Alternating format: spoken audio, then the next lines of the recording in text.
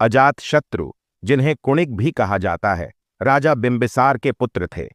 मथुरा के सरकारी संग्रहालय में एक प्राचीन शिलालेख में उनका उल्लेख वैदेही पुत्र अजातशत्रु कुणिक के रूप में मिलता है। अजातशत्रु की कथा बौद्ध त्रिपिटक और जैन आगम दोनों में वर्णित है। जैन परंपरा के अनुसार अजातशत्रु का जन्म राजा बिंबिसार और रानी चेल्लना से हुआ था।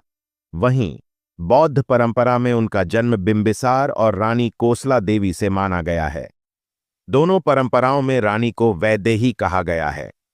जैन निर्यावलिका सूत्र में वर्णन है कि गर्भावस्था के दौरान रानी चेल्लना को अपने पति बिंबिसार का हृदय भूनकर खाने और शराब पीने की तीव्र इच्छा हुई। तब राजकुमार अभय कुमार, राजा बिंबिसार और रानी नंदा के पुत्र, ने जंगल से एक फल लाकर उसे हृदय जैसा भूनकर रानी को खिला दिया।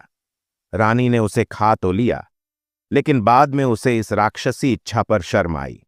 उसे भय हुआ कि यह बच्चा परिवार के लिए घातक सिद्ध हो सकता है।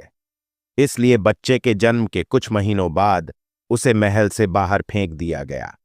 जब शिशु कूड़े के ढेर के पास पड़ा था, एक मुर्गे ने उसकी छोटी उंगली काट ली।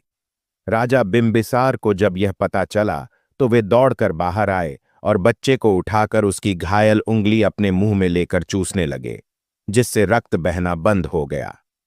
कई दिनों तक उन्होंने ऐसा ही किया जब तक घाव भर नहीं गया। चूंकि बच्चे की छोटी उंगली में हमेशा पीड़ा रहती थी, इसलिए उसे कुणिक, दर्दीली उंगली वाला, कहा जाने लगा। बाद में उसका नाम अशोक चंद रखा गया।